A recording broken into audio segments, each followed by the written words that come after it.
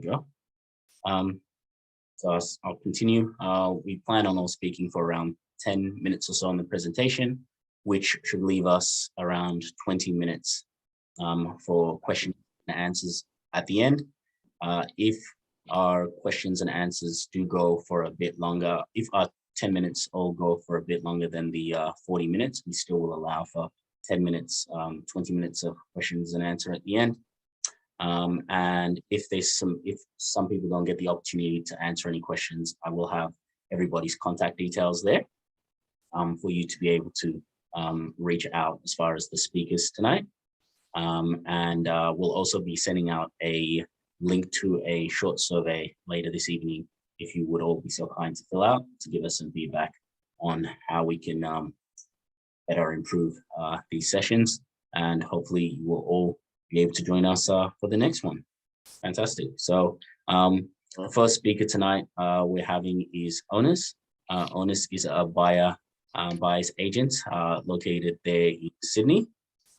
He is able to assist people interstate in the New South Wales and also out of New South Wales for their property needs. And he will be the first one presenting tonight, explaining a little bit about what he does and how he can help you. So I will just be starting his slide now. All right, over to you, Onus. Yeah, awesome. Thank you very much for that warm introduction, Lepeye. So thanks, guys, for joining us tonight. You could be anywhere else in the world, but you're here with us, so much appreciated. So yeah, guys, my name is Onus Asari, founder and director of Window Property Group Buyers Agency. Next slide, please, Lepeye.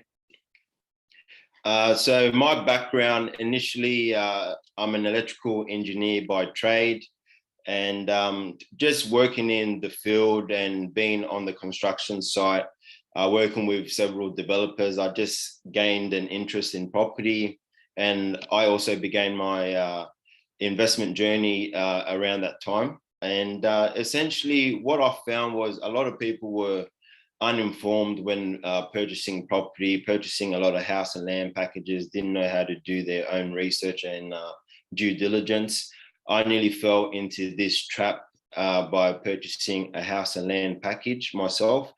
This isn't to knock house and land packages, but it's just simply to state that there's more than meets the eye when purchasing property. So then I sought to essentially establish my own buyer's agency and help people just be fully informed in the purchasing process. So that's me and a few clients that I have helped in the past. We've been running for about 16 months now, and we've gained tremendous momentum. And yeah, we're just looking to help as many clients as possible with their property needs. Next slide, please, Lepeye. Yeah, guys, so what is a buyer's agent? So essentially a buyer's agent is a property advocate. We're licensed professionals that are here to assist you. We specialize in searching, evaluating, negotiating, and acquiring property on your behalf.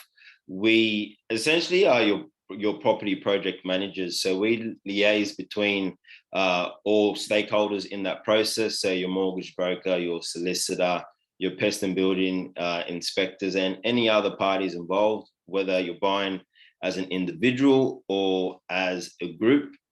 We just make the process a bit more streamlined and easy to transact. Next slide, please, Lepeye. And just a bit about what we do. So we essentially find the right property. So property, of course, it's not a one-size-fits-all solution. There's different properties out there, different types, different budgets.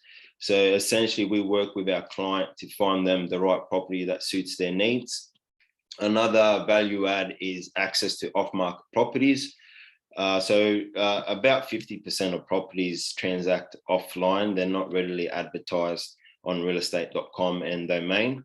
So working with a buyer's agent does present that opportunity to these off-market and even pre-market deals, which means that deals that we have access to that are online. We negotiate the offer on your behalf, and we also recommend you to other trusted industry professionals as well. We help you overcome setbacks. So what happens is some people just get, they get too involved with the process. They buy for, they search for a very long time and they just get over it. So working with a buyer's agent can really help you just streamline that whole process again and help you make that purchase. And again, we project manage the whole process for you. And guys, there's a few benefits of using a buyer's agent is really you gain an edge by having your own advocate who's representing 100% of your needs. So when you're talking to real estate agents, they're actually working for their client, the vendor. So they're trying to get their client the best price. Working with a buyer's agent, they're essentially trying to get you the best price. So that's a massive point to point out.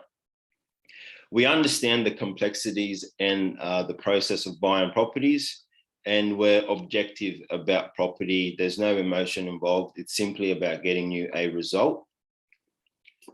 Next, please, Lepe. We save you time and research. Okay, so research can, it takes the average layman a few months to do.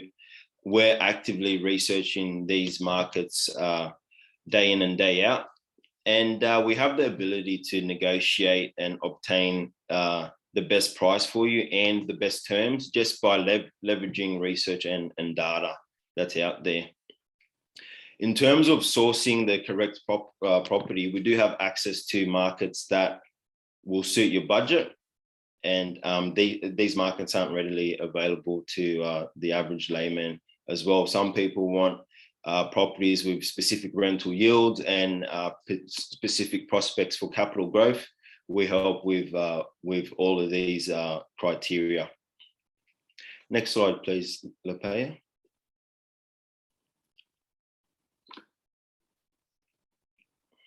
Yep, just one more click for me. All right, so just a bit about the buyer's agent industry, guys. So buyer's agents, we're up and coming in Australia. There's about 59,000 real estate agents in Australia nationwide, and there's about 4,500 buyer's agents out there. So it's a growing industry and people are looking to use buyer's agents to represent them on the purchasing side of the transaction. This year alone, buyer's agents represented about 5% of all transactions, and that's a growing trend as well. In the United States, buyer's agents are involved in around half of all property transactions. So you can see the massive discrepancy there. Next slide, please, Lepe. All right, so this webinar is specifically tailored to first home buyers. So I'm just going to cover a bit of the first home grants that are out there. This is specific to New South Wales, mind you. Lepe, please, yeah, just keep clicking and everything will show up. Pause, yep, awesome. So there's about 6 grants that are currently available and incentives. So you've got your first home loan deposit scheme, whereby you can purchase a house with a 5% deposit.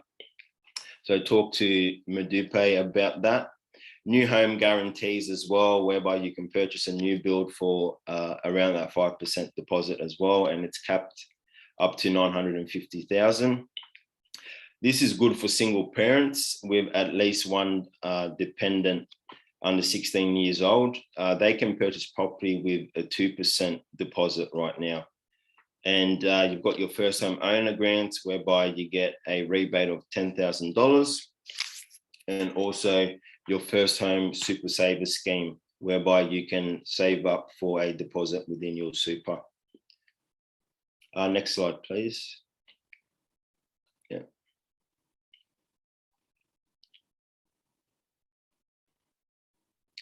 All right, guys, so how to best negotiate purchase price.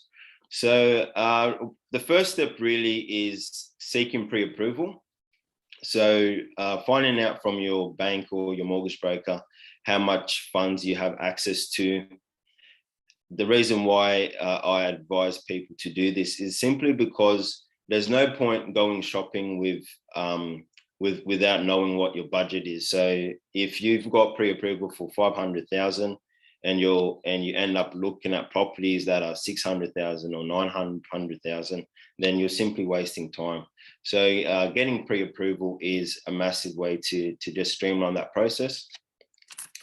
What you've got to do also is just look at comparable sales. So what I advise is at least 12 months of property history in the area you're looking at to date. So just look at what properties have been transacting for, compare the area, compare the purchase price, analyze the trend, see how far the median price point has changed 12 months to the time you're looking to buy.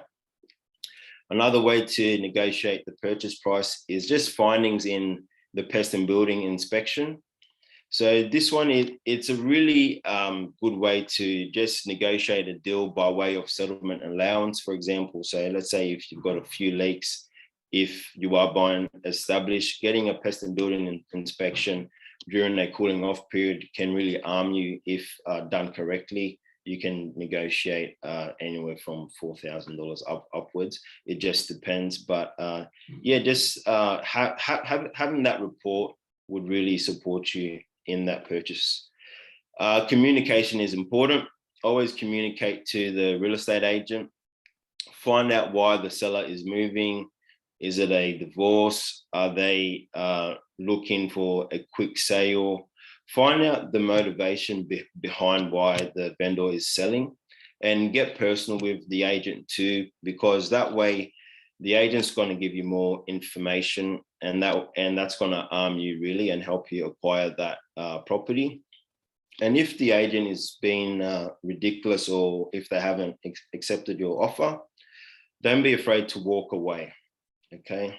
And one point I want to emphasize is speed matters, especially in hot markets as well. So doing your due diligence and having your research and all of your ducks lined up really matters as well. Next slide, please, Lepaya.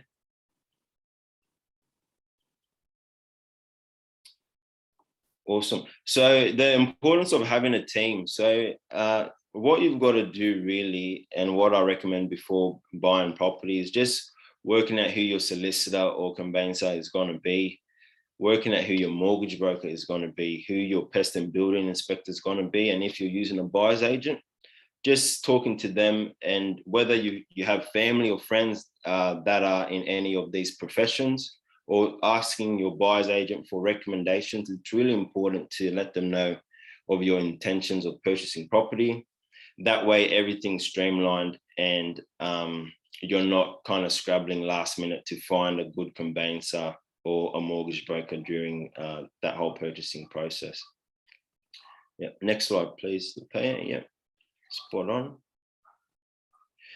So guys, 7 mistakes to avoid when purchasing property. Again, not knowing your budget, so pre-approval, really important. No point going shopping without funds, without that credit card or debit card, if you will. And factoring silent costs. So silent costs being the fees of your solicitor, fees of the pest and building inspection, any miscellaneous costs, whether it's just simple repairs that the property might need. Trying to gauge that at the beginning of the purchasing process is really important. And buying with emotions also, trying to eliminate as much emotions out of the purchasing process as possible. Another mistake that people think is that the real estate agent works for them. They really work for the vendor, whereby they're trying to get the best price. So essentially relying and depending on an agent, they've got about 50 purchasers talking to them at any one time. So you've got to always get in front of their face, text them, call them, get an update, chase them up, send emails, send WhatsApp messages so that they can consider your offer and keep you in the loop. Understanding that property works in cycles. So certain markets peak at different times. So if you're buying at the top of the market, bottom of the market, in rising or declining markets, being informed. poor property choice as well. Some people buy in bushfire zones and floodplains. They buy along flight paths as well. So when airplanes are flying over, it does get quite noisy. So just doing your due diligence and making sure that you know that you are happy with your purchase, and really buying in the wrong location. So when purchasing property, you've got to factor in the lifestyle as well. So you're not just buying a property. For some people, you're buying a lifestyle as well, whether it's proximity to amenities, beaches, shopping centers, schools for their children. So lifestyle is a really massive thing. And even if you're buying a rundown property that's in a really good location, over time, you can always renovate that property and just work on it and essentially convert that property into your dream home, or even upgrade at a later stage. Next slide, please, Lepeye. So in terms of opportunities right now, rent investing is a massive opportunity for some people that are priced out of the market right now. So renting, just building their portfolio whilst renting, and eventually purchasing their principal place of residence, because capital city property markets have stepped up into another gear. So there's a lot of people that are happy to pay way above asking. Interest rates are relatively low right now, or really low. So you should consider purchasing now rather than later. Looking out of state as well. So interstate opportunities whereby there's affordability, that's another option as well. Next slide, please. And I just want to highlight the cost of inaction, guys. So there's a massive thing called buyer fatigue. So you can get tired just from researching and looking, and and essentially getting disappointed, going to auctions every weekend and open homes and all that kind of stuff. Paralysis by analysis, just looking at so many options and opportunities, and then you're making offers, you're missing out. These things take time, and eventually what happens is that you don't end up buying, and that's the tragic thing. And then you forego all that compound growth that you could have achieved by just simply having a strategy in place and really streamlining that whole process, not focusing on too many areas, focusing on a few areas that tick your boxes in terms of your budget, and really executing a purchase there. So that's essentially the opportunity cost. So all that time and no execution, that is painful. Also, in certain markets, property prices have risen, and I understand that lifestyle demands do creep up, and people forego purchasing property, and then when they revisit it, they're like, look, the market has moved without me. That's still okay in a lot of situations, because there are other markets, there are other opportunities. You can still rent invest and do other things also. And timing the market versus time in the market. A lot of people want to time the market. They want to time when house prices are cheap, when it's going to decline, the crash, all that kind of stuff. But another thing to remember, that if you're in it for the long term, real estate has been a great performer in terms of assets. So just being in there for the long haul can really help you greatly. Next slide, please. And thank you very much, guys, for tuning in. That was awesome. Well done, Ernest. Thank you very much. That's a photo of me and a client that I helped buy. And my contact details will be available after this whole webinar. Thanks, guys. Yeah, well done, Ernest. Thanks for going through that and explaining all of your details as far as your processes, and hopefully people set up. And like you mentioned, we'll have your contact details at the end.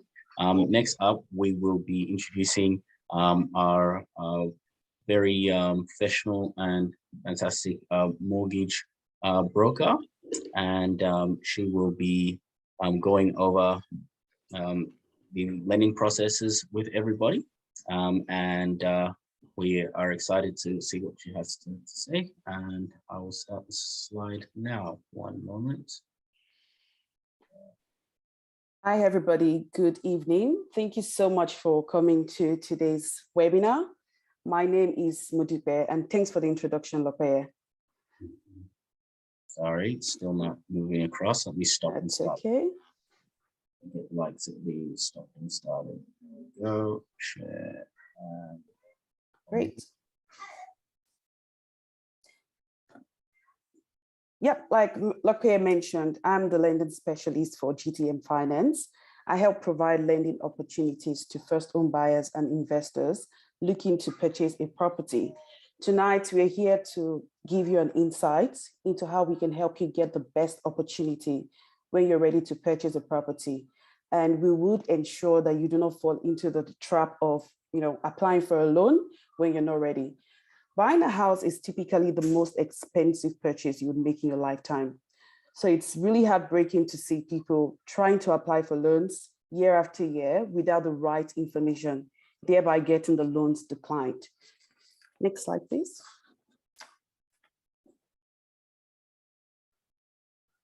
So you might be wondering this multi-million-dollar question: why should I see a mortgage broker instead of talking to my existing bank? There are different ways, there are a lot of reasons why you should speak to a mortgage broker. In general, a mortgage broker works in your best duty, and this is legislated. And as of date, 66% of new loans written today are being written by mortgage brokers. As a mortgage broker, I work with over 30 lenders, and I would ensure I help you get the best deals that would suit your situation. Next slide, please. And when it comes to eligibility for a loan, it basically just draws down to you being an Australian or New Zealand citizen residing in Australia, or a permanent resident residing in Australia. Next slide, please. Yep, deposits. This is also a really common question a lot of people ask. So I'm looking to purchase my property. How much deposit do I need to purchase a property? The bank would usually require a deposit between 5% to 20% of the property value. So if you're looking to purchase a property around 500,000, the bank would require something around 100,000, which is 20%. So if you're paying less than 20%, you would pay a fee called the lender's mortgage insurance. And while you're talking about your deposits, you have to factor in things such as your stamp duty, your lender's mortgage insurance, your conveyancer costs, your building and pest costs. So all of those deposits actually would be factored in when you're ready to get your property. And your stamp duty differs from state to state, which Renee would also shed more light into. Next slide, please. So borrowing power assessment. So many people ask, how much can I borrow from the bank? Your borrowing power assessment is being calculated based off of your household income, your deposits, your living expenses, how many kids you have. We also factor in if you have student loan, if you have car loan, if you have credit card, and other debts that you would have. Even if it's an overseas debt, we usually factor this into how much you can borrow from the bank. So if you're looking to purchase a property in the next 3 to 6 months, it's better to get a confirmation letter of pre-approval from a broker. What this does is it gives you the confidence to shop around for properties. And it also gives you the confidence to sign an unconditional approval and also buy at auctions. Next slide, please. So now that we know what our deposit is, we know what our borrowing capacity is. What else does the bank look at? The bank would look at your credit report. If a bank says your credit report isn't that great, this might be a risk in you getting your loan declined. So what would affect a credit report is you not making your payments on time, you forgetting about those Telstra bills, or moving houses and not changing address and not paying those bills. So this can cause default on your credit file, this can also cause so many issues with your credit report. So if you have number of inquiries on your credit report as well, this can also make the bank, just think about you being an higher risk of they not lending you a loan. So there are ways to go about it. Usually we will always recommend our customers to check their credit score for free using Equifax, and definitely talk to a mortgage broker before applying for a loan. Next slide, please. Thank you.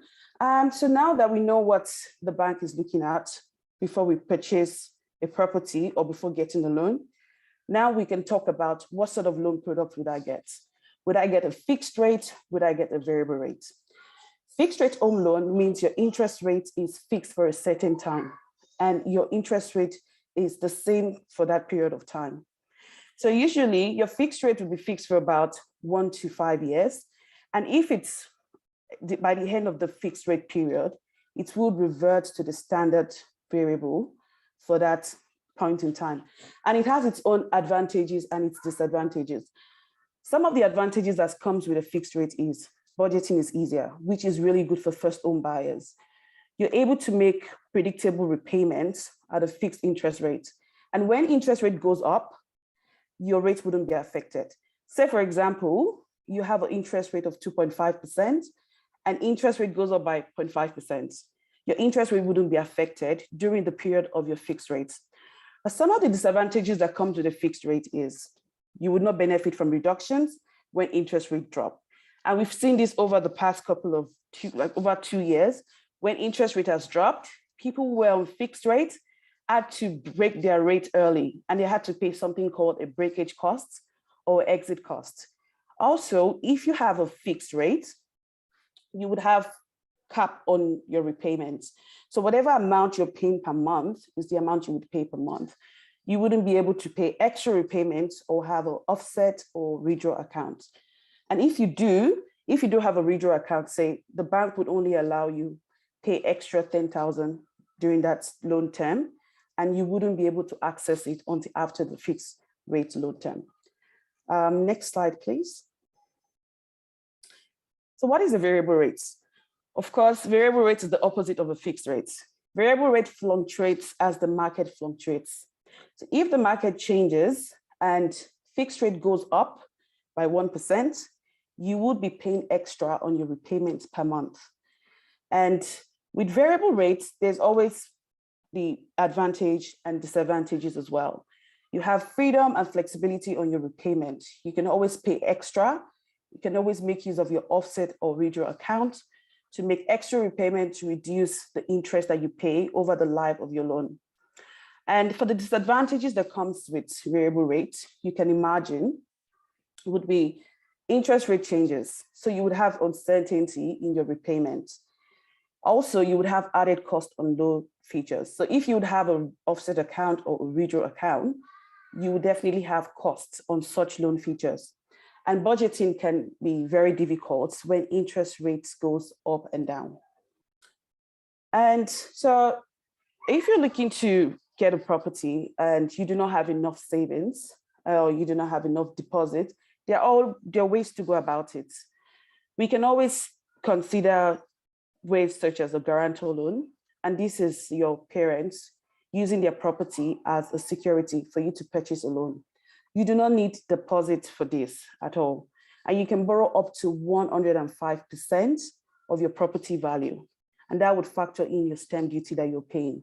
And there are also various government grants and incentives. And some of these differs from state to state. And Renee would also shed more light on that. And there's also a way to go about it by you get a non-refundable gift from family and friends. And with this, you would definitely be able to get you will definitely be able to get a property. So feel free to speak to a mortgage broker when you're ready to get a loan, because we can always factor all these situations into place. Thank you so much.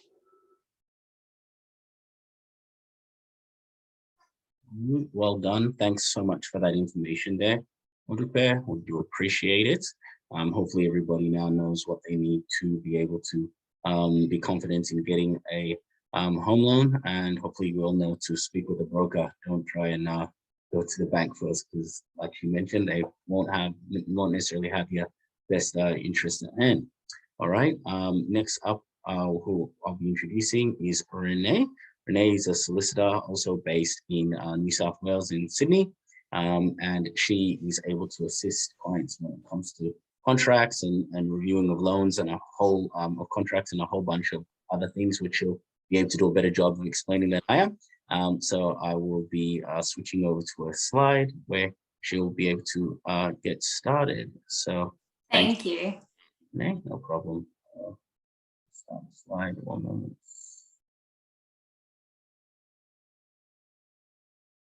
No, go ahead. Thank you. Thank you so much. Firstly, everyone, welcome and thank you so much for spending your evenings with us. If you are a first home buyer, I think you being here tonight is amazing, and good on you for coming here tonight and seeking out that additional knowledge and expertise and listening to experts in the field. I did not do that when I was a first home buyer many years ago, and I really wish I did, because there's such valuable information out there and available, and so many people that are willing to sit down and give you information that will help you make the right decision and and give you a hand to hold while walking into this, really exciting but nerve-wracking process. So congratulations and welcome. Next slide, please. This is me, Fazzini Lawyers. I am a solicitor. I have been a solicitor in New South Wales for 6-7 years, and I've been working in the legal field for about nearly a decade. It sounds long. It's not that long when you think about it. Next slide, please. A few fun facts on buying property. So what people don't realise is the rules are very different in every single state that in Australia. So New South Wales compared to Queensland, the law is so different. It's like the opposite ends of the spectrum. Just for a bit of knowledge, I practice in Queensland, New South Wales, South Australia, and Victoria.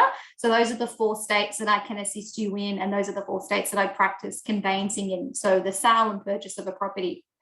Again, buying property that does not need to be that stressful if you have the right people in your corner. And I say that hand on heart because I've seen owners prepare some wonderful outcomes for clients, and I'm forever messaging him. And I'm like, how in the world did you negotiate that price for that client, for that house?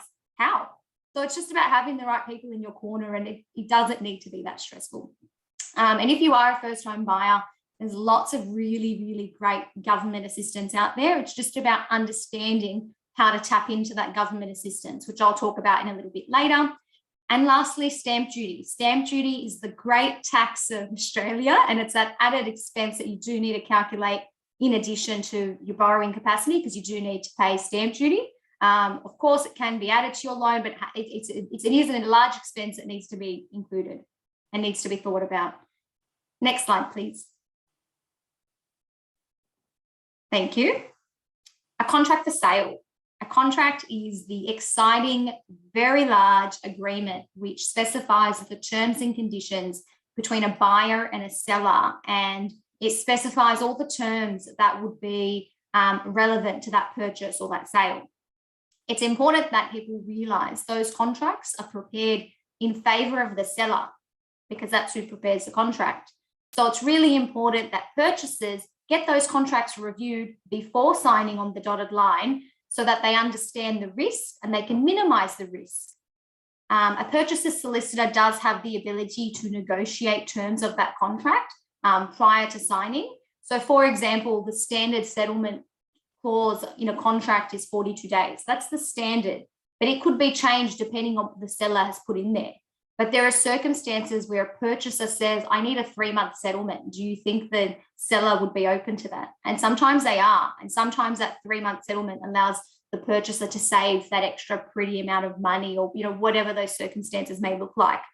So negotiating those terms of the contract is really important, and understanding what the contract means, again, really important. So don't miss that step if you're in a rush. Take the extra little bit of time and make sure you do it right from the beginning. Next slide, please. Sorry, next slide again. Thank you. Conveyancing. So what is conveyancing? Conveyancing is the process of purchasing property.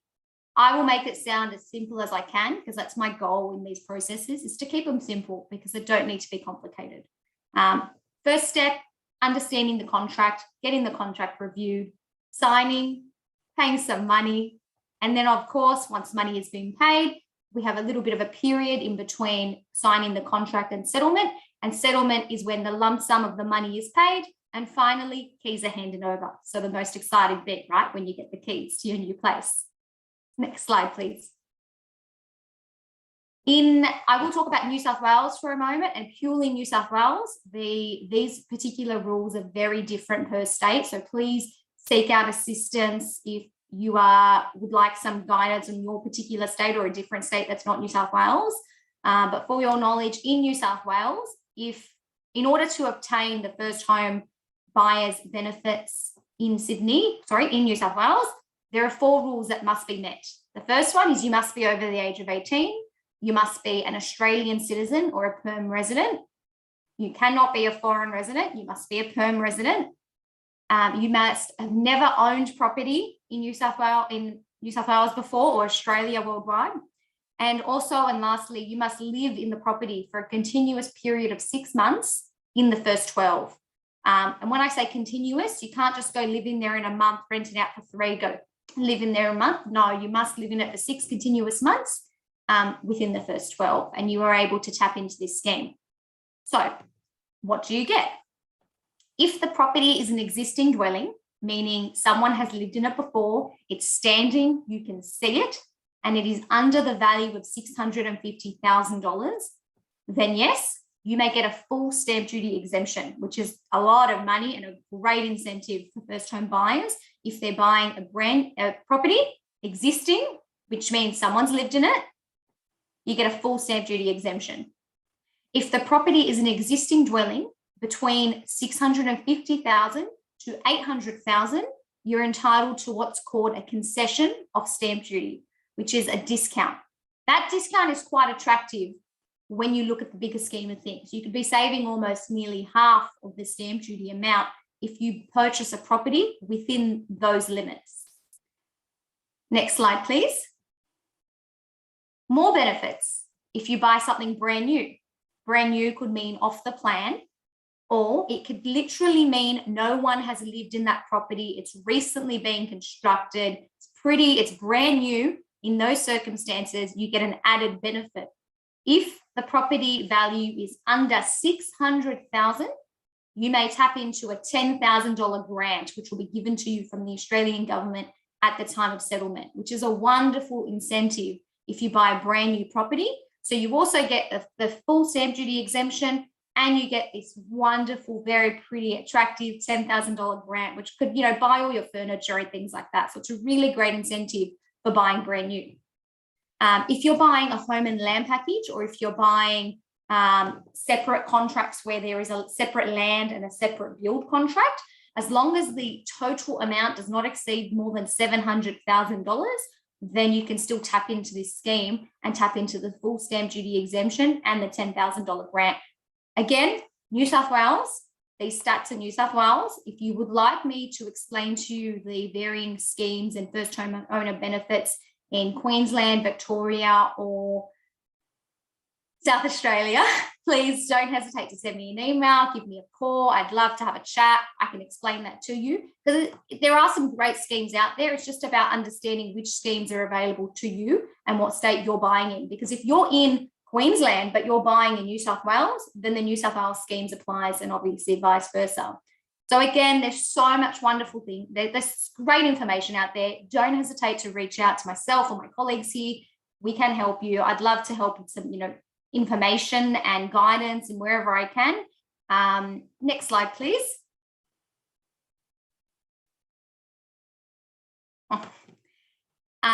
For a bit of a benefit for those attending today, I will offer a bit of a discounted legal fee.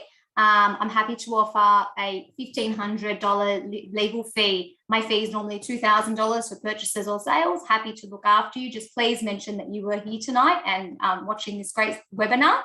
Again, thank you for being here. Thank you for listening, and I'd love to speak to you again. Thank you. Fantastic. Thanks so much for that, Renee. I hope a lot of us picked up some great information on regards to all of the different things that can be understood and looked at, especially when it comes to contracts. And yeah, it seems like there's great incentives there in New South Wales for purchasing property. And I think we have a few here in Victoria as well. So like your last slide said, best time to get in is now and not in tomorrow or in future. Awesome. All right. So next up tonight is myself, and by all means, it's last but not least. And let me just, yep, you guys are seeing that now. Fantastic. Pull this up, and I'll start this slide as well. Awesome.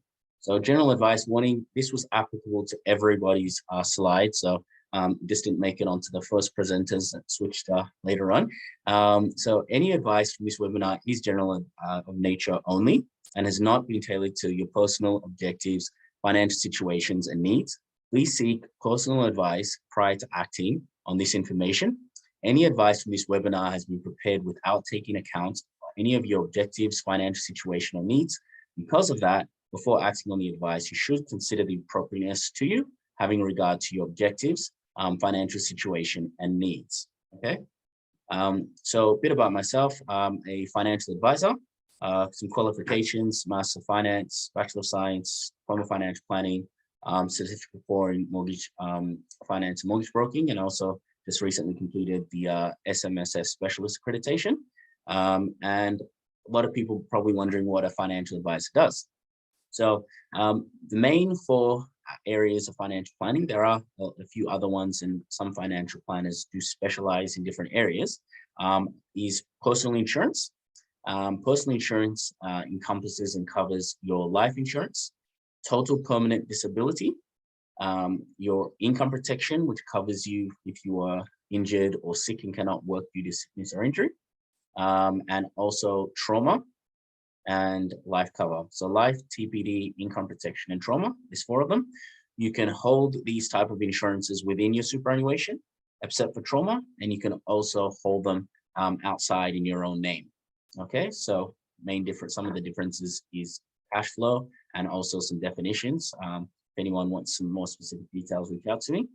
We also assist clients with their superannuation. You have retail superannuation funds.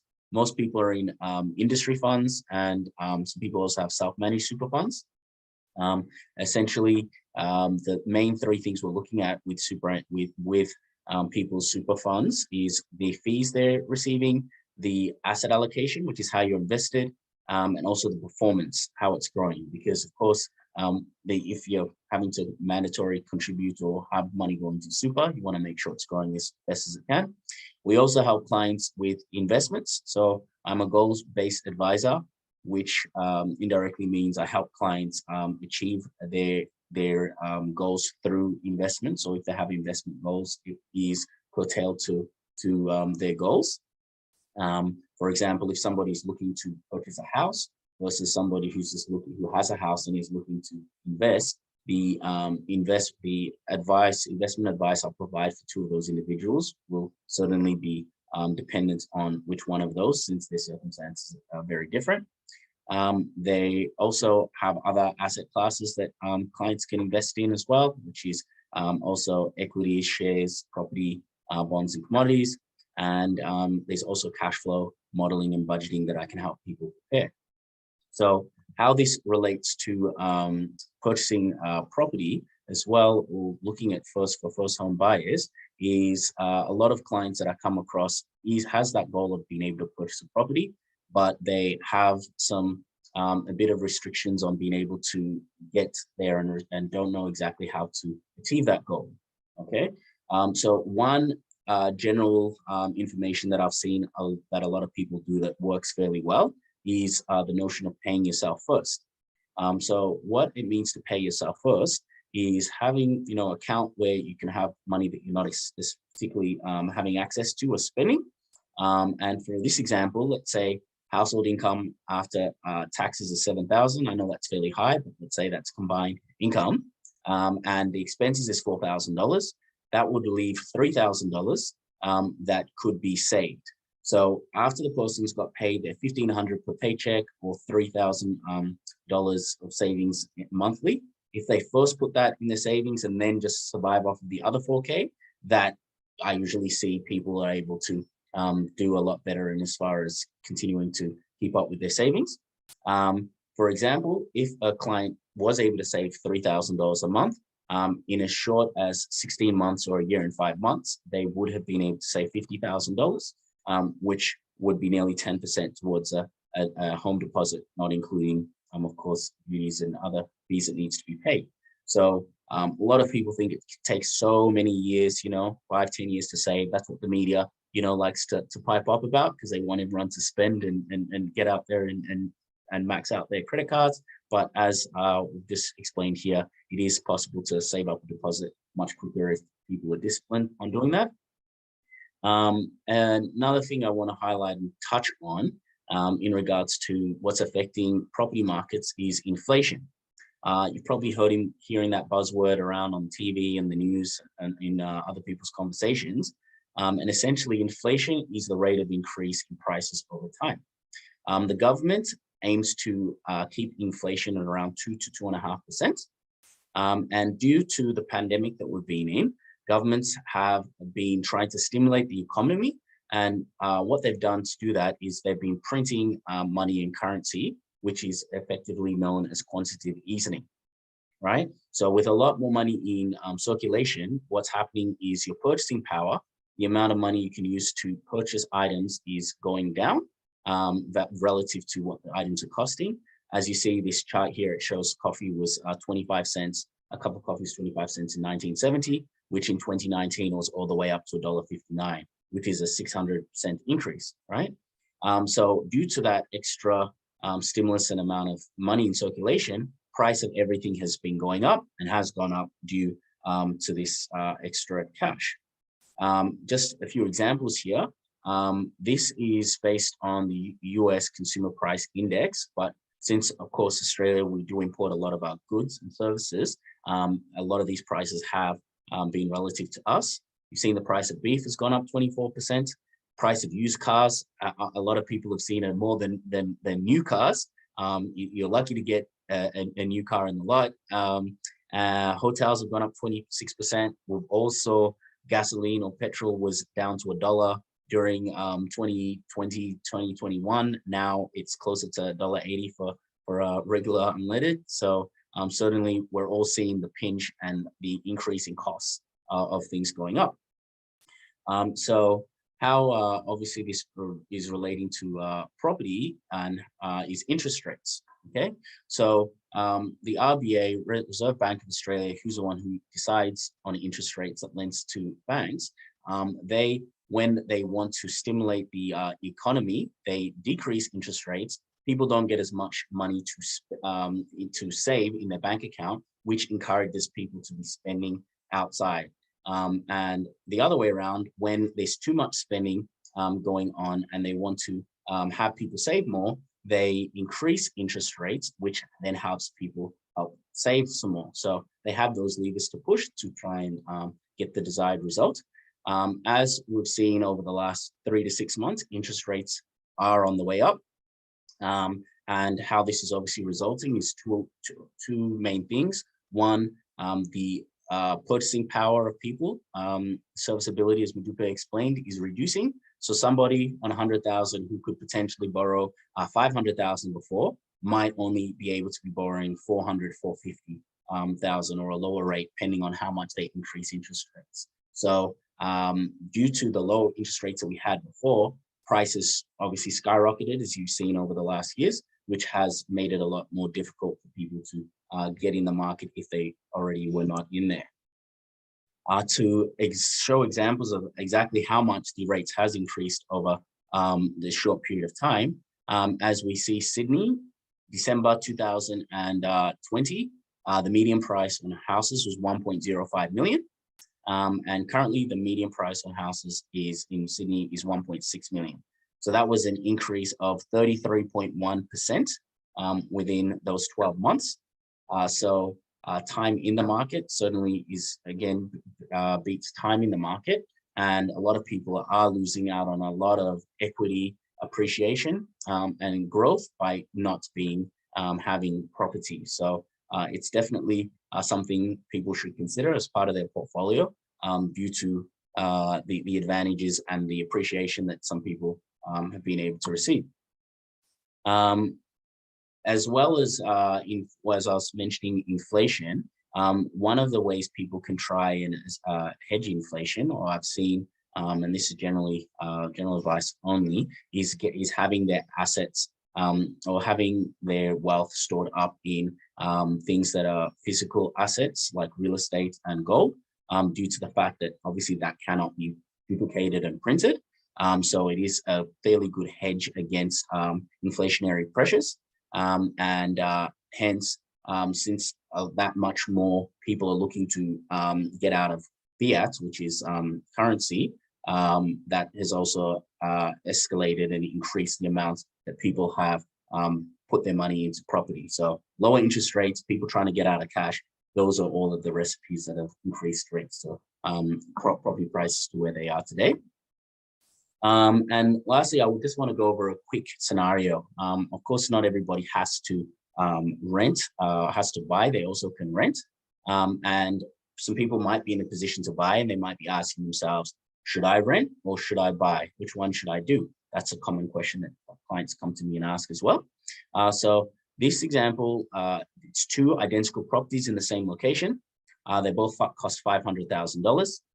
With option one, the individual is renting and the rent is $400 a week, which in a year would cost that individual $20,800.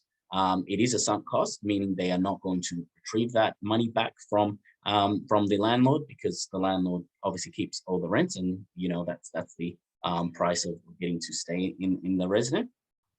And the other option is to own or get a mortgage on the property. So as we went in our first example of saving the $50,000 over the year and 5 months, the remainder would be $450,000 loans plus, you know, some extra stamp duty or costs. A repayment on a $450,000 loan with a 3.0 interest rate, which of course that is can vary. Some rates are still a bit lower than that. That would cost the individual $1,897 per month, or $22,764 a year. Not all of that amount is interest. Some of that repayment is principal, which is you paying down your home loan itself, and the other parts of that is interest that just goes to the bank that you don't also sunk costs you do not get back, right?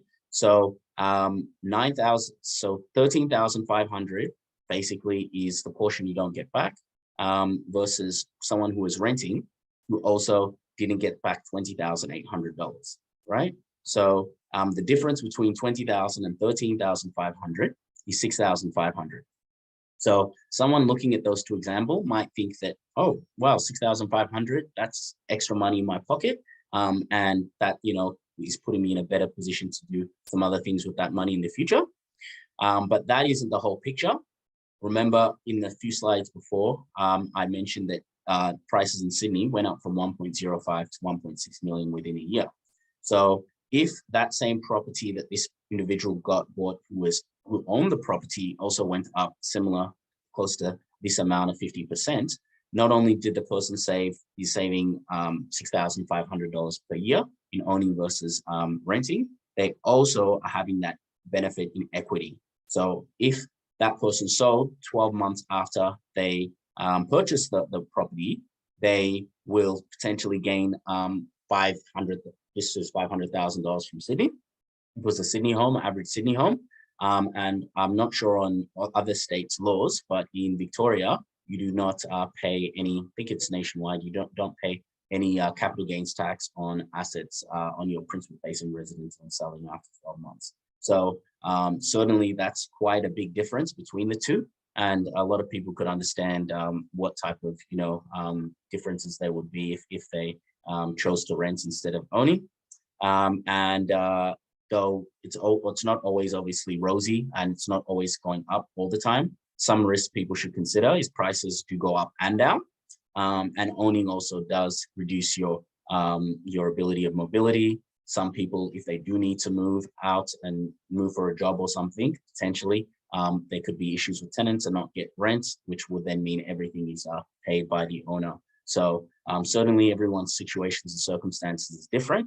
And I'm able to assist clients in regards to doing that number crunching and letting them know what type of positions they would be in if they were looking to own versus rent, and also acquisition of properties later on in the future as well. So again, to summarize, not all properties are the same. When somebody's looking to purchase, just buying any property is probably not the best way to go about it. Houses are different assets to townhouses, which are different assets to units and also apartments. So having a good understanding, of course, Onus is there to chat with people to give them that understanding on the pros and cons on each of those separate dwellings. And home purchases, as we've all been saying the theme tonight, is one of the largest purchases people make. So knowing exactly making sure you're doing the right thing will obviously assist people in making sure they don't regret it in the future. And financial advisors, as myself, not all of them do. So make sure you specify if you're speaking to another one. Do have great knowledge on property finance and can also do some modeling to give them assistance with that. So yeah, what purchase you make on your first property will have a huge impact on your borrowing capacity and purchases you'll be able to make in the future as well. So you certainly want to start on the right foot, and all of us today, are well equipped to give you relevant information to know what will work well in your circumstance or situation. All right, so that wraps up my my presentation on financial planning and in property. So right now, for the rest of the meeting, I see we've gone a little bit over on time, but not too much over. We'll take another 15 minutes or so on answering questions. Since everybody is on mute, you all have the opportunity to write in the chat, and also writing the questions to direct it to either one of us, to Modupe, the mortgage broker, Onus, the buyer agent, Renee, the solicitor, or myself, the financial advisor. Of course, everything is general in nature. And if you do not get the opportunity to ask a question tonight, I will obviously send you out an email, which will have a survey, and you'll be able to request to speak with anybody if you wanted to have some more questions answers for yourself, or alternatively, all of our contact details are listed right here, where you can jot down our phone numbers or email addresses to reach out to us that way as well. All right, thank you very much, and thank you for attending. For those of you who aren't going to stick around for the question and answers, thank you for joining us tonight. We plan on having another session on investment properties in a fortnight from now. Would also be on Thursday at 7:30, but hopefully, yep, we'll be able to catch up with some of you before then. So again, thank you very much. All right, so Michelle's asked, will the contact details be included in your email with the survey? Hadn't, but in the email I sent out, I will just include this sheet here. So then you will have that accessible, so no problem at all. Is there any question? All right, so Honest, you got a question there?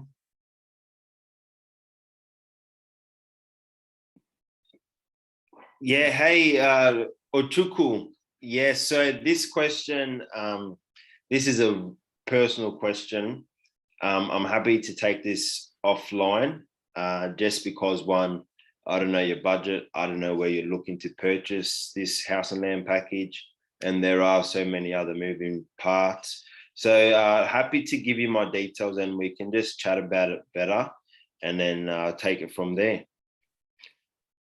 Thank you, Yunus. No worries, Ochuku. Thank you also. Next question.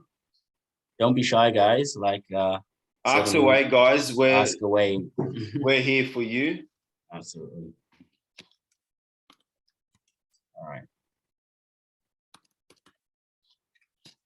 Yeah, that's correct, Michelle. So rent vesting is simply living where it makes sense for you in terms of a lifestyle factor, and investing where it makes sense for you in terms of returns and where the action is happening. So it essentially gives you that flexibility to live where you want and buy or invest in growth areas. Thanks, Onus. So the next question is on advice on buying as a non-resident. Would you like to take that, Modupe, or would you want me to answer that? Yeah, that's a really broad question, and advice on buying on as non-residents, because it differs from lender to lender. Bolade, if you could please, give me a call and we can chat further about that. No problem. Thank you. So now you've got a question there. Oh, she's on mute. There you go. Sorry, I was on mute for a second there. Jeff, you asked if I cater to New Victoria. Yes, I do. Nice and simple. not too long of an answer. Just a refresher, I do cater for Queensland, New South Wales, Victoria, and South Australia, purchases and sales of property. All right, so iPhone. I wish we knew who iPhone's name was, but the question is, I only have $10,000, but I really want to purchase a house. Can this be possible? Yeah, I think it's a good question, but I want to feel some love too, so I'll answer anyway. So yeah, it depends on the state. So as we both, I think both Renee and Onus mentioned, they do have, because Onus, they do have some grants that do allow people to purchase as low as 2%. So I know that one is single mothers or single fathers as well, single parents. That is also available in Victoria. I can't speak for the other states, or at least those two. And then when you add all of those other grants and incentives that we've mentioned earlier today, that can make it possible for someone to buy with a much lower than usual deposit, right? If it is exactly 10K or not, we'll certainly have to look at the client's situation and see what they're applicable for. So Mr. or Mrs. iPhone, if you are able to let us know who you are, and then we'll hopefully be able to assist you with that some more further. Okay. Renee, Not yes, they want you to get qualified so you can help as well. I can definitely try. Reach out to me.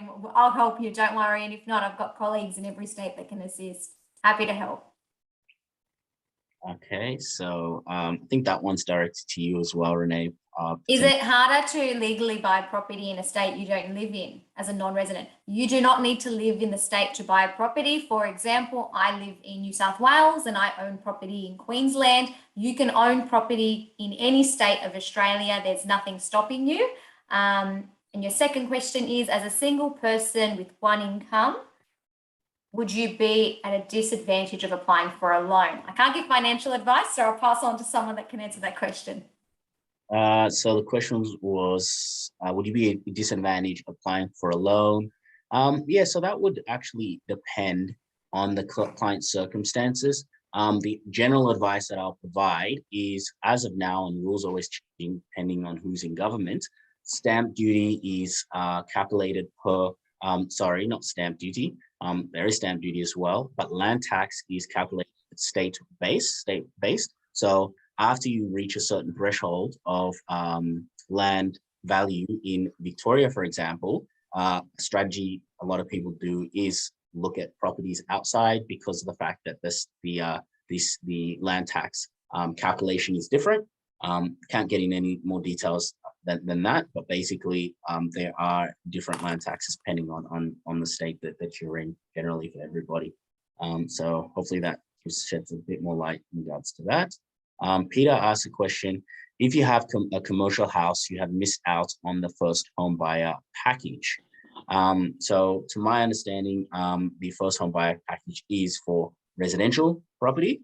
And though, as far as if somebody can buy a residential property as an investment and then also be able to then still capitalize or still be able to access the first homeowner grants and the stamp duty concessions and things like that, that is a possibility. Of course, it's per situation, per state, but I have seen, variable outcomes in regards to that. So yeah, Peter, if you want more details or information, feel free to contact us. Manuals, can a non-resident purchase a new establishment? Is yes, what are the process involved in lenders packages? Lupe, do you want to answer that or you want me to take it? Yeah, sure, I can answer that. So talking about the non-residents, there are different sort of visas that a non-resident is on. And this really differs from lender to lender. So would be great, Emmanuel, if you could please reach out and then we can have a chat about what sort of visa you're currently on, and we'll see how we can help you from there. Okay, thank you. I think I might add on to that. So as a non-resident, meaning you're a foreign resident of Australia, it's important, and I'm not giving financial advice here, it's important that you understand that you could be liable to a foreign residence tax on the property when you sell it. That tax is 13.5% at the moment. So it's something that you need to consider and understand if you are a foreign resident buying in Australia. And that's federal, that's across the whole country, right? Yes. Thanks for that. Any other questions, guys?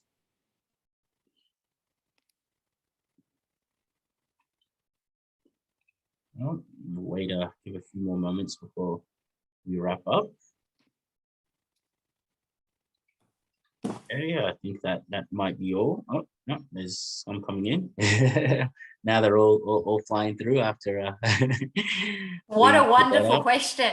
Is there anything particular to look out for in legal contracts? That is the best question I've ever read in my life. Absolutely, there is like a million things.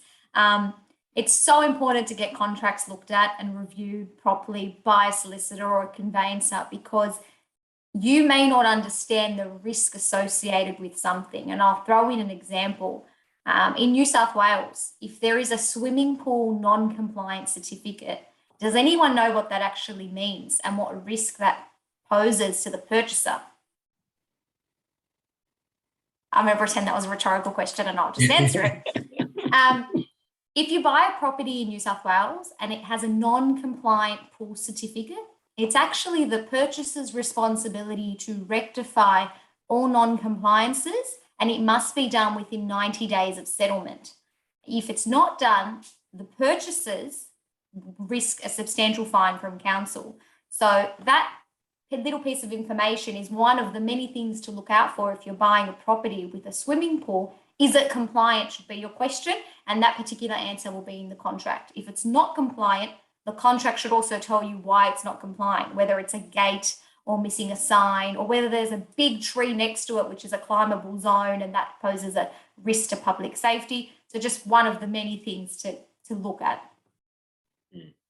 Awesome, thanks for that example. Very formative there, Renee. Appreciate it. Yeah.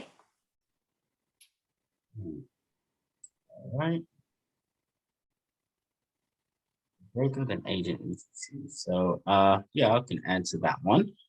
So in my experience or my perspective, first people are obviously looking to first find a property, right? So understand what they're looking for in properties, which a buyer's agent is what they kind of do as far as helping them understand that the differences. Some other people can give them some information as well, but that's kind of one of their main objectives and things they help out with. And then simultaneously, I would say also the finance is important, because of course owners is a busy man as well and wants to make sure that he's helping clients who's in a position to be helped. But of course, he's a nice guy, you can reach out to him. And then as soon as he's obviously introduced you to a broker, or you reach a broker out first, it won't obviously just tell from you getting help with.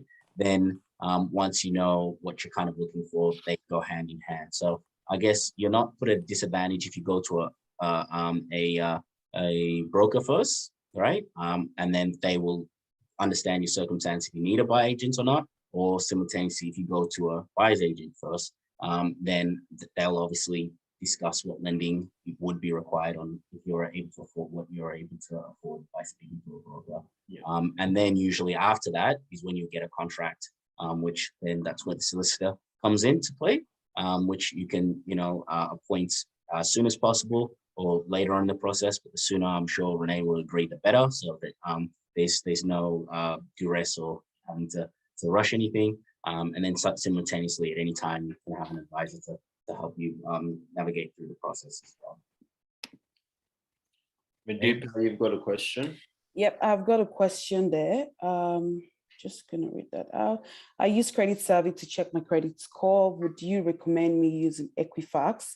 And yep, so the bank uses Equifax really. And as a mortgage broker, I use Equifax as well. So I would say if you could also have a look at Equifax, and Equifax is also free. You have access to one free credit file check per year.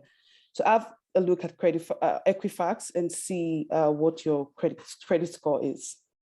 Before you get to the next question, I will just add to that a lot of lenders do have automatic screening that may not even get to the stage of Equifax, right? So you theoretically potentially could get declined applying for something with, let's say, Equifax, and if Equifax didn't include something, or they didn't get to Equifax and they just weren't happy with your criteria when they got there and didn't see the credit score. So the Equifax, even though most likely is going to be included, or their own internal systems is included, we wouldn't want someone to get an unfavorable outcome by only relying on that. So I would also add to that, certainly reach out to a broker, right, to talk about your situation, because the extra value add and benefit a broker has is, once we found lenders that we believe is appropriate or is giving you the best loans, brokers can actually liaise with different internal members within the banks to workshop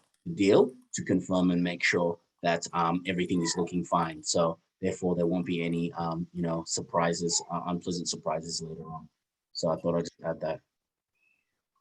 You have another question? Yep, Michelle, thanks for that question. If you're not quite ready to purchase, would it be good to reach out to a mortgage broker? Yes, it would be good to reach out to a mortgage broker, because like I mentioned, we can always factor in how much exactly can you borrow, how much deposit do you have, and how much property can you buy. So definitely before purchasing a property, it's good to reach out to a mortgage broker so we can discuss your situation better and see what sort of amount you're looking to spend on the property. So, sorry, our daughter's joining in the meeting over there in the background, as you can hear. I'll answer this question from Jeff on if you check your credit score on the regular, is it a bad thing? I hear different answers from different people. Generally, it doesn't help your credit score on checking it very frequently, because that can affect the score. But at the same time, I do know someone at a bank who refinanced quite a few times during the year, which I also initially always thought that would help, would be bad. But again, he's a specialist, he worked in there, so he knew how to navigate it. So on a general case, it doesn't help your credit score by doing too many checks. So again, the checks shouldn't be relied upon on thinking that's going to get you approved or declined on a loan. You really, there's a lot of other things that he's looked at. Credit score in Australia is not the same as in the States or other countries, whereas credit scores sometimes, if you're not self-employed, might be a hurdle on just making sure it's satisfactory to a certain extent. Someone can have excellent credit score and still get declined for a loan. And on the contrary to that, someone can have a horrible credit score and get a loan approved. So again, I can't reiterate enough how important it is for you to reach out to a broker to explain your situation. Because if, let's say, a person tries to apply by themselves, which is possible, and they're not successful, now you're in an uphill battle trying to reverse your situation to get a loan approved. And most mortgage brokers do not charge for the consultation, so you're not really having much of a disadvantage from reaching out to talk to them about that. Michelle's got a question on is age a major factor when considering for a loan? And this is going to be, we'll have just one question. This will be the second last question. I'll have one more after that, and then we'll probably wrap up for the night. You'll get the opportunity to send it to us. So for that question, I think Medupa, you answering? You want me to answer it for you? Yeah, that's all right. Is age a major factor? Yes and no. So it depends on how old you are and what sort of loan you're looking to get. If you're looking to get a 30-year loan term and you're 70 years old, the probability of the bank lending you a loan for owner-occupied property is quite low. But if you're maybe 40 years and you're looking to get a 30-year loan term, perfect. So it really depends on how old you are. And yeah, like you said, it is case by case. Yeah. And by lender. Some lenders have Yeah. more tolerance than others. That's right. And probably is another perfect example on where you are, it's dependent on the skill of the broker that you've had. I've had plenty of clients who came to me for financial advice and just in passing conversation said that they weren't able to get a loan because they applied and they said that they were too old. And when I heard their situation, I was like, that doesn't sound like a loan that seemed like they shouldn't be able to get a loan. It has a lot to do with the client's exit plan. And the exit plan might not be elaborated as well in going straight direct to a bank than if they're going to a broker who can actually look at other things like super and other things that can be considered. If it's not included, then it's a person, an actual person who's reviewing the case and file.